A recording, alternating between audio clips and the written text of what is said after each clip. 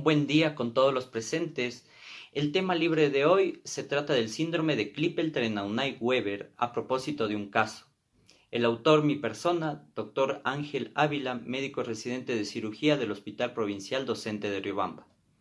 En cuanto a los objetivos, un objetivo general, conocer el síndrome Klippel-Trenaunay-Weber y sus opciones de tratamiento. Los específicos, identificar las principales características del síndrome Klippel-Trenaunay-Weber y comprender las opciones terapéuticas para dicho síndrome.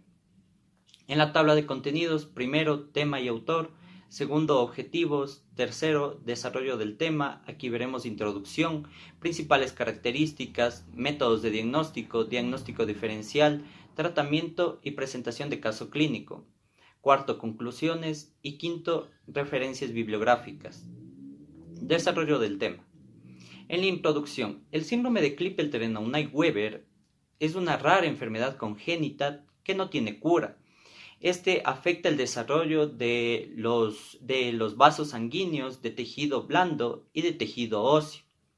En cuanto a la historia, en 1900 dos médicos franceses la describieron por primera vez. Fueron Maurice Klippel y Paul Trenaunay. Años después, en 1918, Parks Weber identificó, aparte de esto, la presencia de fístulas arteriovenosas en el miembro afectado. De ahí su nombre, síndrome Klippel-Trenaunay-Weber, que por sus iniciales SKTW. En el Ecuador, el Ministerio de Salud Pública lo clasificó como la octava enfermedad catastrófica dentro de las enfermedades raras o infrecuentes. Existe un estudio en 2017 de Hernández y colaboradores acerca de fístulas arteriovenosas congénitas diagnosticadas como síndrome de Klippel-Trenaunay-Weber, donde encontraron 23 pacientes con esta patología. En la actualidad somos más de 17 millones de personas, lo que indica que más o menos existe un caso por cada 700.000 habitantes, lo que difiere de la bibliografía que nos indica que existe uno por cada 100.000 nacidos vivos. Las principales características.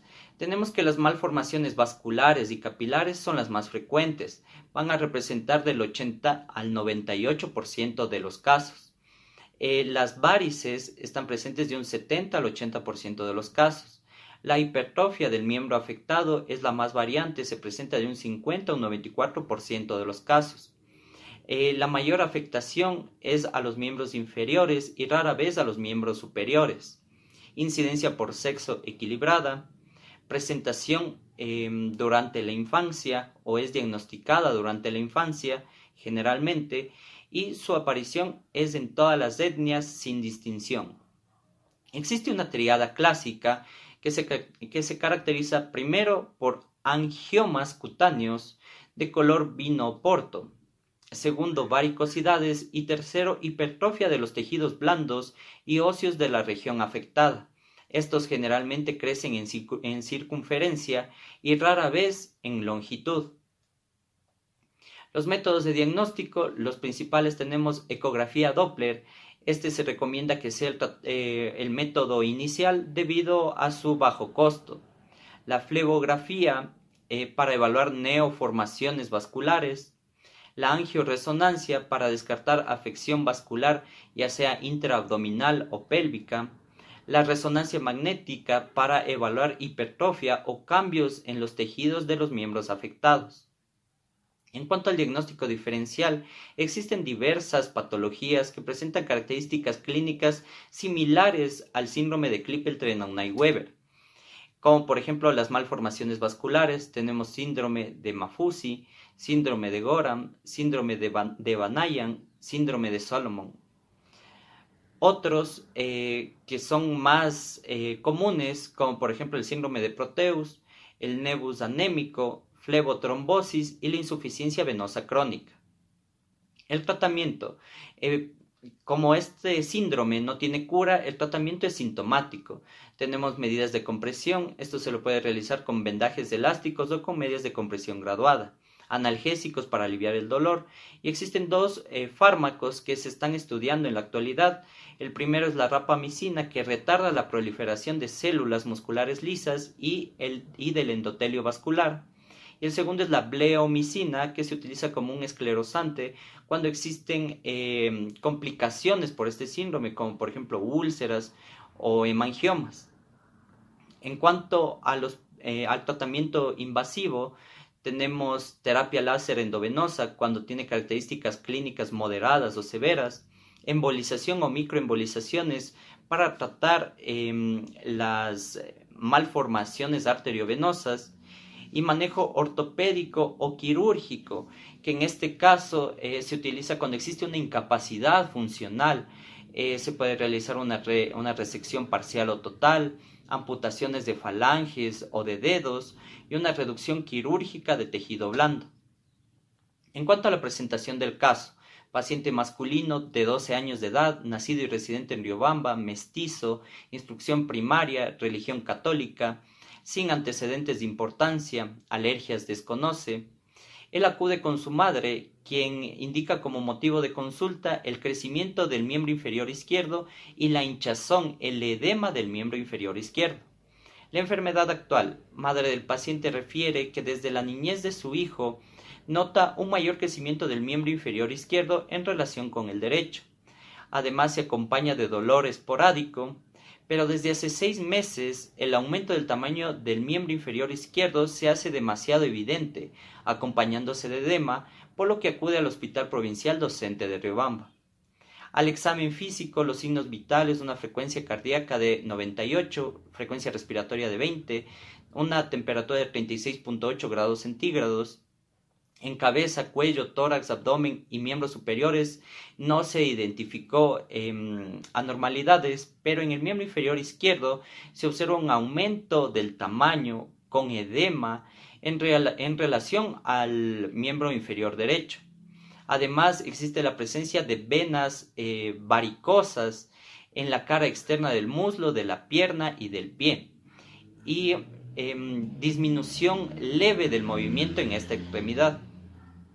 Exámenes complementarios, la biometría hemática, leucocitos 4600, neutrófilos 42.4%, hemoglobina 13.6 gramos decilitro, hematocrito 40.3%, plaquetas 296.000, BCG 12 milímetros hora. En la química sanguínea, una glucosa en ayunas de 104 miligramos decilitro, creatinina de 0.68 miligramos decilitro, transaminasas, una TGO de 25 unidades litro y TGP de 10 unidades litro.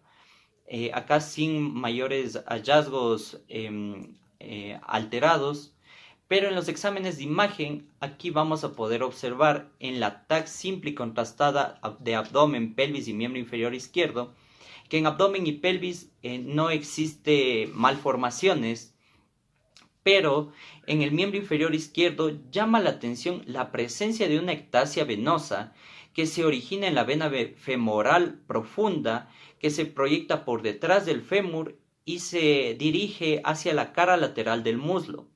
Además, en la imagen que se encuentra a su izquierda, se puede observar importante edema de tejidos blandos profundos del muslo.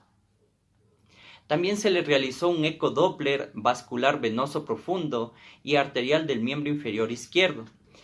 En la imagen 9B se puede observar que durante la exploración se detectan múltiples conexiones arteriovenosas en región superior y lateral del muslo, la pierna, región plantar y dorsal del pie.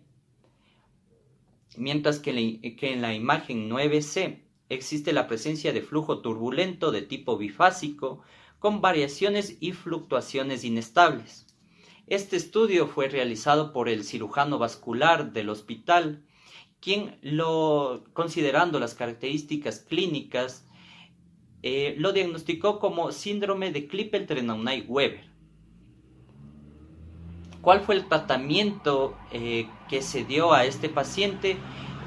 Fue sintomático debido a que refería dolor esporádico, se manejó con ibuprofeno, y en cuanto a medidas de compresión se indicó un vendaje elástico en la mañana y en la noche. Debido a que el hospital de Riobamba es de segundo nivel, tiene una limitada capacidad resolutiva, se le refirió a un tercer nivel con el objetivo de microembolizaciones. En este sentido, hubo dificultades del paciente y de su familia debido a cuestiones socioeconómicas porque tuvieron que dirigirse a la ciudad de Quito, al Hospital Eugenio Espejo. De aquí les derivaron a una clínica particular que era prestador externo para este procedimiento, el cual solo se le realizó en una ocasión y los familiares y el paciente decidieron abandonar el tratamiento principalmente por cuestiones socioeconómicas. Las conclusiones: el síndrome de Klippel-Trenaunay-Weber es una malformación congénita rara, catalogada como una enfermedad catastrófica en este país. Necesita un manejo multidisciplinario, como ya vemos que se identifica principalmente en la infancia. Necesita de un pediatra, un cirujano vascular, un traumatólogo ortopedista, necesita dermatólogo, psicólogo, y mientras más precoz es su diagnóstico, mejor es el pronóstico del paciente, ya que es una enfermedad que no tiene cura. En el Ecuador existen recursos limitados para solventar esta patología y solo en hospitales de tercer nivel que están ubicados en las ciudades más desarrolladas del país se dispone de especialistas y métodos de diagnóstico, lo que hace que pacientes con este tipo de enfermedades dispongan de pocas alternativas para obtener un tratamiento oportuno que mejore su calidad de vida. Esas son las referencias bibliográficas. Gracias.